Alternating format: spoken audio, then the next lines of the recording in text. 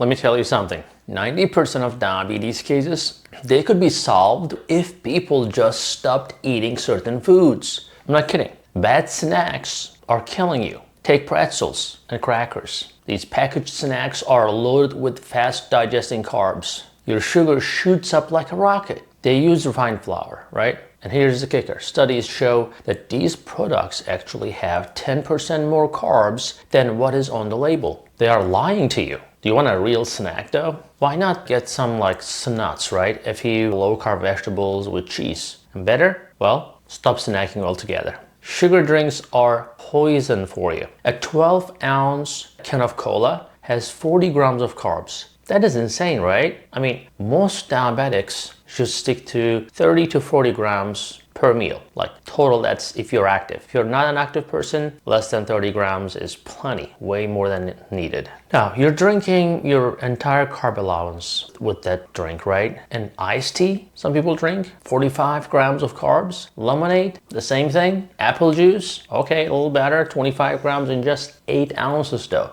These drinks are packed with high fructose corn syrup. This stuff causes insulin resistance and diabetes. And know what is better? You know, water with lemon.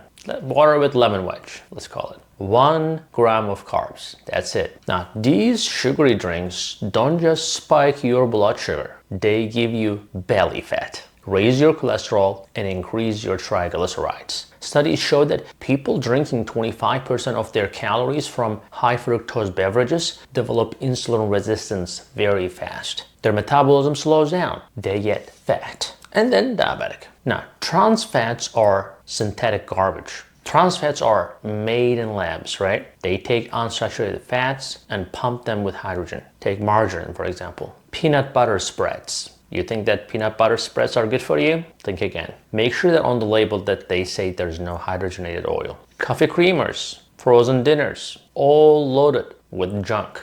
Baked goods like crackers and muffins, they add preservatives to make them last longer on the shelves. Have you ever bought one of those, like those muffins from the store? You know, it can sit in there for weeks without getting bad. How can that be natural? Right? Now, these trans fats don't directly spike blood sugar, but they cause what we call inflammation, right? Insulin resistance eventually with that. And belly fat, which is the reason for inflammation and insulin resistance. And it will lower your good cholesterol, and that will lead to increased heart risk. How do you spot them, right? Look for partially hydrogenated on ingredient list. Run away. White foods are your enemy, by the way. White pasta, white rice, white bread, all high glycemic index foods. If you're diabetic and your blood sugar is already high, these foods are like throwing gasoline on a fire. This includes bagels, all refined flour products. Even gluten-free pasta raises the blood sugar. Studies show people with type 2 diabetes have worse brain function after eating high-carb foods. Do you feel foggy after eating bread or some other carb? Now you know why. In Turkey, or now Turkey,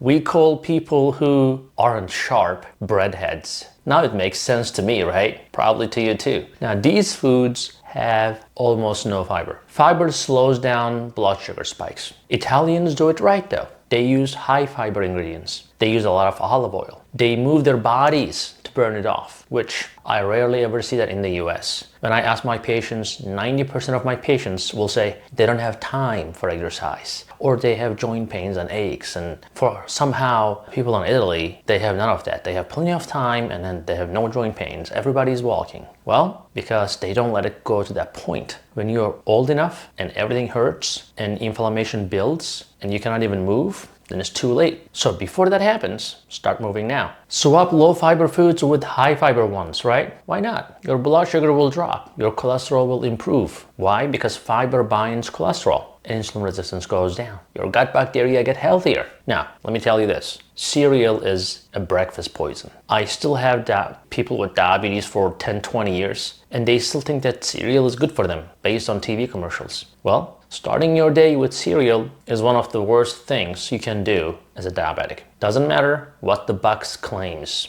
sugar-free, carb-healthy, heart-healthy, whatever. Most cereals are sugar and carb bombs with almost no protein. Granola sounds healthy, right? Half a cup has 44 grams of carbs and only 7 grams of protein. That's terrible. You need protein to feel full, to keep blood sugar stable. Skip the cereal. Go for protein-based, low-carb breakfasts. Next, dried fruits. They are concentrated sugar. Now, fresh fruits have minerals, vitamins, antioxidants. That's good. But dried fruits, that's a different story. When you remove water, everything gets concentrated, including sugar.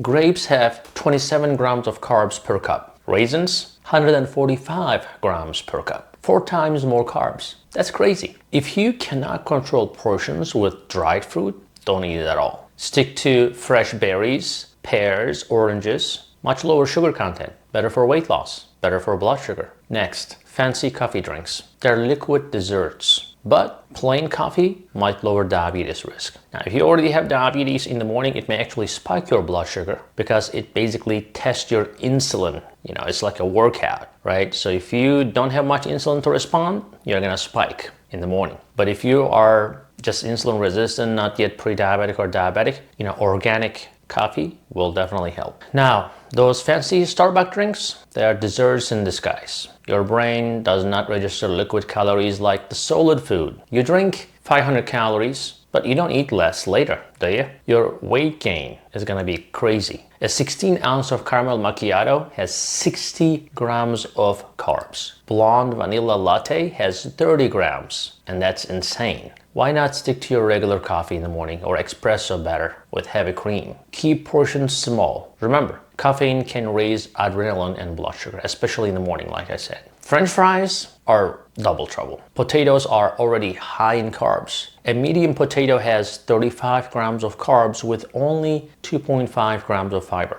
Then you deep fry them, some of you, right? No blame here, but I see that in my clinic. Deep frying creates dangerous compounds, very dangerous. We call them glycation end products, aldehydes. These things cause inflammation throughout your body, increase the disease risk, any disease. Studies link fried foods to heart disease and cancer. Do you really want potatoes? Well, maybe try sweet potatoes in moderation. And better yet, try parsnips. And as you know, if you freeze them and then microwave them, you know, although microwaving is not the best for food, but if you have to, that actually can help with blood sugar spikes. Now, parsnips, when you do it right, you know, they can be just like mashed potatoes with much fewer carbs. And here's a secret. If you must eat sweet potatoes, again, boil them as long as possible if you don't want to freeze them, because that will change their chemical structure as well. It will prevent the blood sugar spikes. Now, sweet potatoes, for example, boiled for 30 minutes have a glycemic index of 46. Boiled for 8 minutes, glycemic index of 61.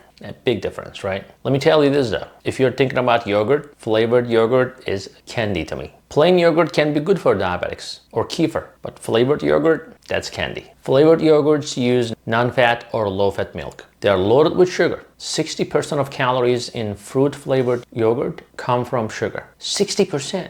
I stick with high-fat, plain Greek yogurt. Faya is my favorite brand. Super creamy and delicious. Frozen yogurt isn't better than ice cream, by the way. Sometimes it has more sugar. Don't get fooled. Choose plain whole milk yogurt. It has natural carbs, but way less sugar than flavored versions. Better for blood sugar, better for insulin, cholesterol, and gut health. Now, also let me remind you, natural sugars are still sugar, my friend. So, I mean, honey, maple syrup, agave. People think these are healthy because they are natural. Well, they are still sugar. They will spike your blood sugar just like white table sugar. They don't have much fiber. They're slightly better than processed white sugar, but not by much. Who needs them? Well, if you're an athlete, if you're getting ready for a long run, if you need that immediate energy with carbs, go for it. If you're not, don't try. They will mess up your blood sugar control like nothing else. Bottom line, look, diabetes isn't complicated. Stop eating foods that spike your blood sugar. It is that simple. Avoid packaged snacks, sugary drinks, trans fats, white processed foods, most cereals,